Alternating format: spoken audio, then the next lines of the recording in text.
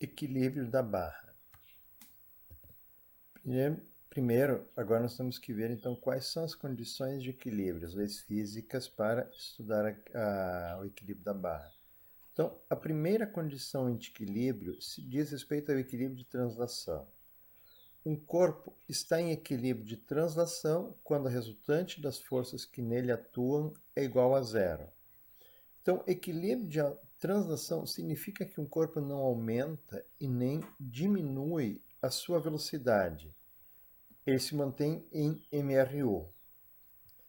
Então, para que isso seja satisfeito matematicamente, eu vou ter que expressar que a soma dos vetores força é igual a zero. Então, isso se resume em três equações. Primeiro, a soma das forças em x tem que ser zero, a soma da força em y tem que ser zero, e a soma das forças em z tem que ser zero.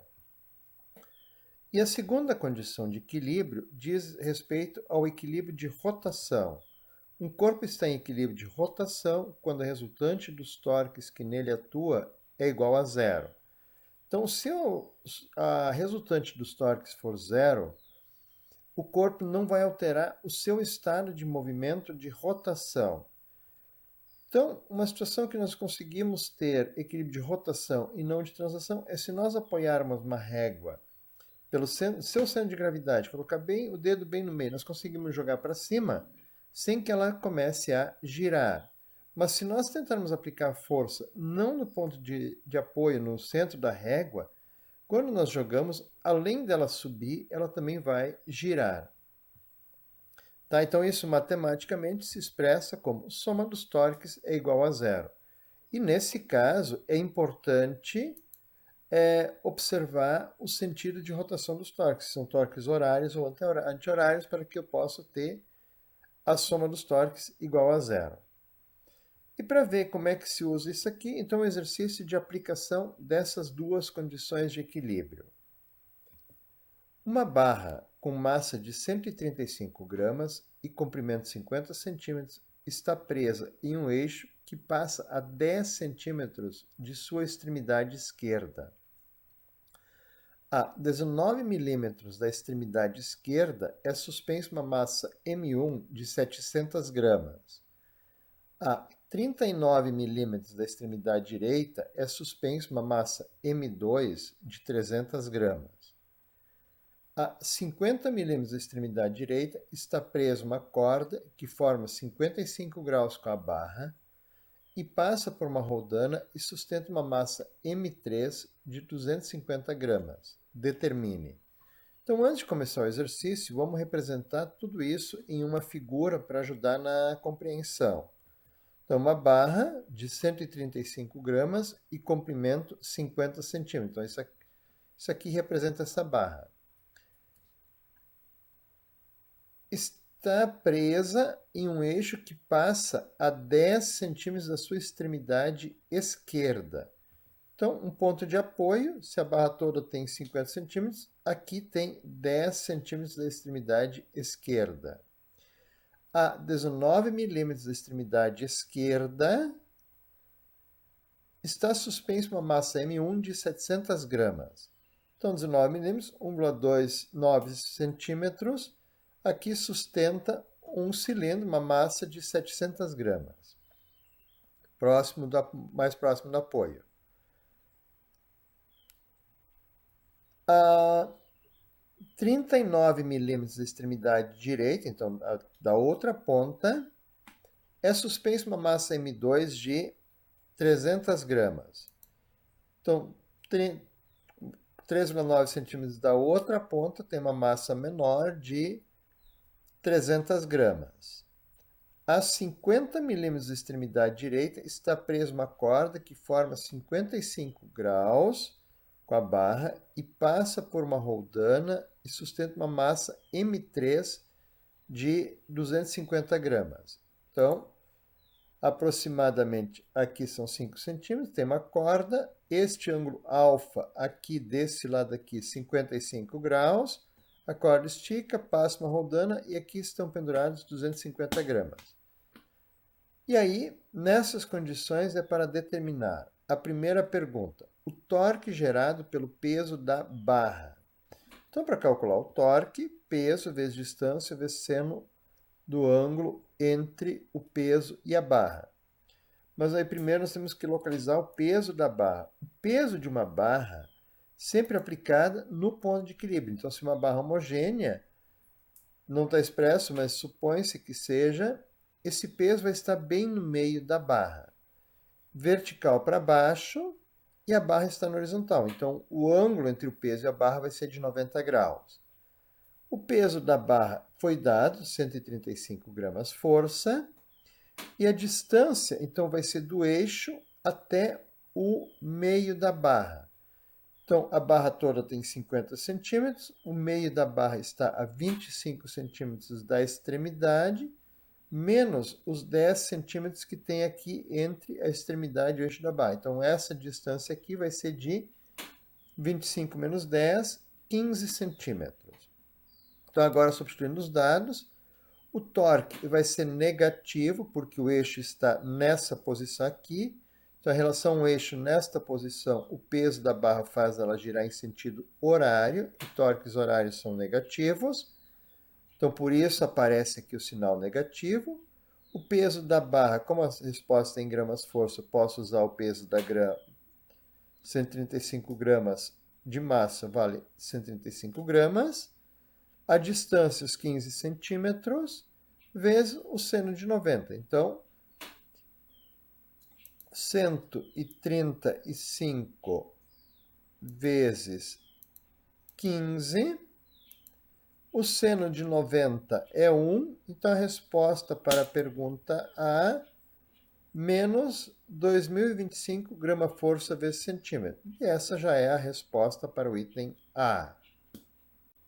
Então, está representada ali a figura para continuar com o item B. O torque gerado pelo peso da massa 1.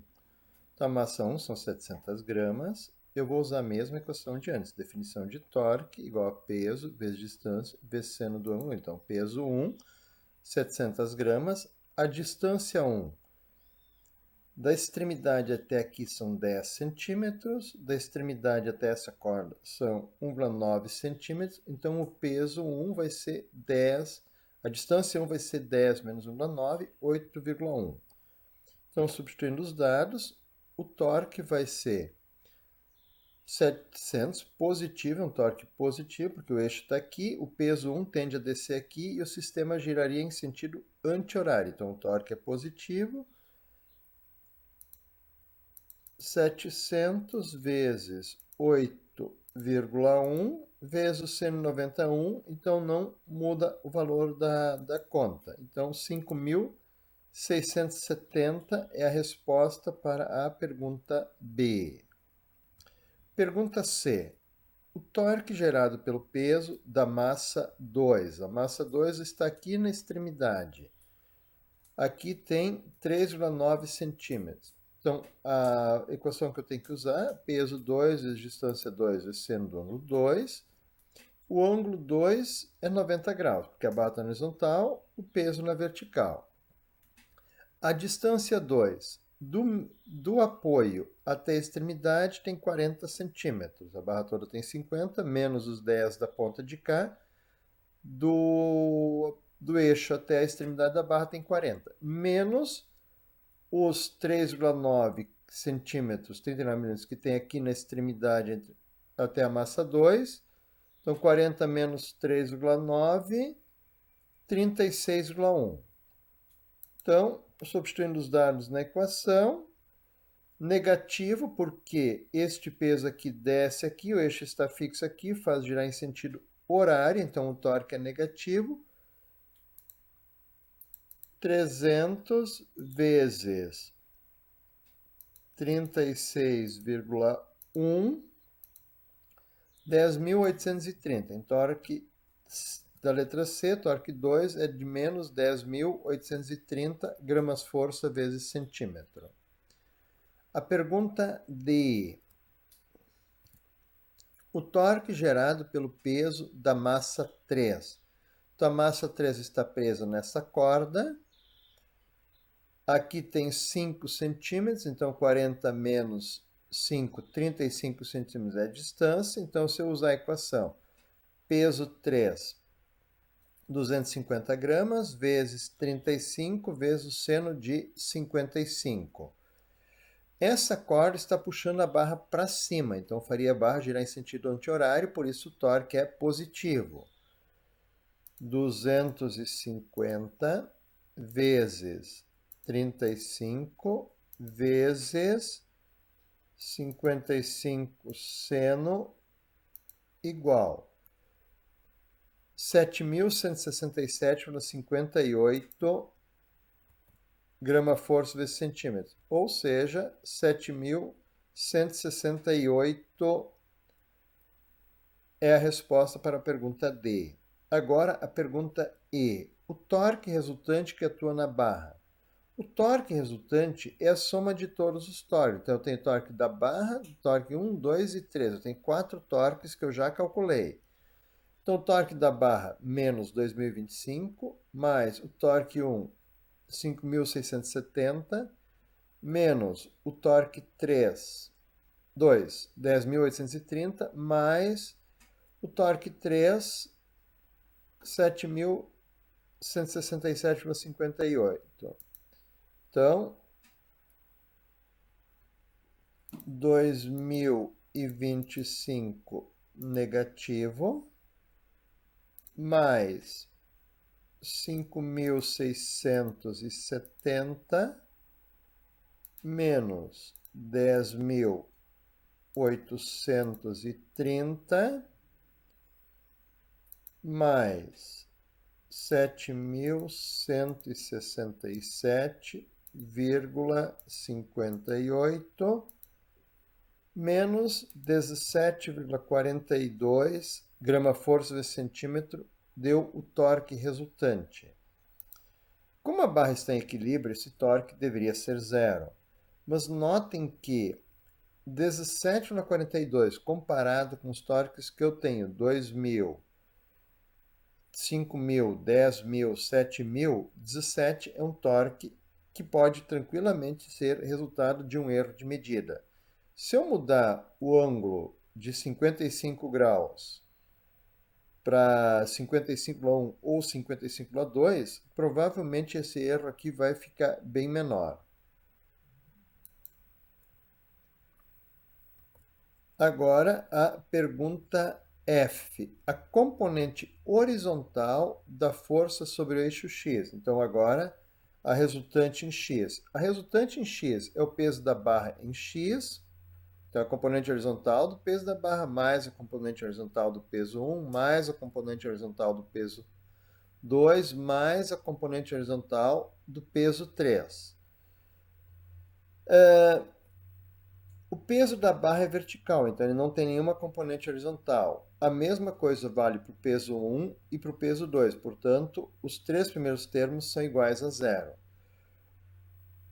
O peso 3 está preso na corda, então a corda está puxando para cá, ele tem uma componente horizontal. Então, 250, que é o seu módulo, vezes a orientação da força feita pelo peso 3. Então, eu sei que este ângulo aqui é de 55 graus. E pela orientação da força, a força puxa para a esquerda e para cima, portanto, a força 3 vai estar no terceiro quadrante, faltando 55 graus para ser uma força horizontal para a esquerda. Então, 180 menos 55 me dá os 125 graus que eu usei aqui na conta.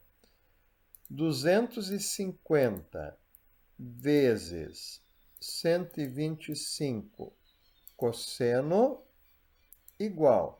Então, essa componente horizontal é de menos 143,394 gramas-forças, ou seja, menos 143, aqui arredondei mal, menos 143 gramas-força. Pergunta G. A componente vertical da força feita pelo eixo. Então, é a soma das componentes em Y. Então, a componente vertical do peso da barra, do peso 1, do peso 2 e do peso 3. Como as forças, o peso da barra, peso 1 e peso 2 são forças verticais, e para baixo, o componente do peso da barra é menos 135, porque é para baixo, o peso 1 é menos 700 e o peso 2 é menos 300. Mais 250 vezes o seno de orientação da força 3. Então, 250 vezes 125 seno igual 204 menos 135 menos 700 menos 300. Então, a componente vertical da resultante que atua sobre a barra é de menos 930,212 gramas-força vezes centímetro. Pergunta H. O molo da força sobre o eixo. Então, isso eu vou resolver usando Pitágoras. Então, o molo da resultante vai ser Rx ao quadrado mais Ry ao quadrado. Ou seja, menos 143,394 ao quadrado vai ficar positivo, mais o menos 930,12 ao quadrado. Então, isto aqui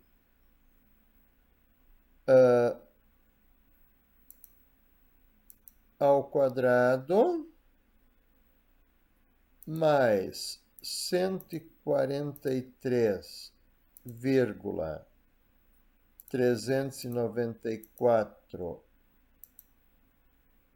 ao quadrado igual. Então, o módulo resultante vai ser igual a raiz de 885.856. Então,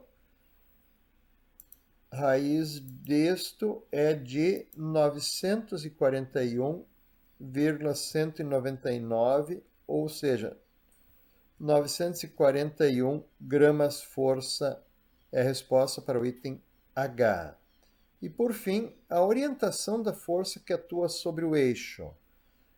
Então, o que eu tenho aqui? Eu tenho as componentes horizontais e vertical da força, tenho que calcular o ângulo. Então, o cosseno do ângulo de orientação vai ser Rx dividido pelo módulo da resultante. Então, Rx 143,394 negativo dividido por 930,199,212, na verdade. Opa, troquei, eu fiz pelo RY. Então, limpa. 143,394 negativo dividido por 941,2 igual. Então, o cosseno do ângulo é de menos 0,152,35. Segundo a função cosseno, o ângulo dá 98,763 graus. Agora, eu tenho mais uma observação. O RY é negativo, ele é menor que zero. Então, sempre que isso acontece, que o RY for negativo, eu tenho que, na verdade, trocar o sinal disso aqui, mais 360, e aí eu tenho a orientação. Então, quando o RY é negativo, eu tenho que fazer 360 menos o resultado da calculadora. Então, neste caso, a orientação é de 261,237 graus, que é a resposta para o item I.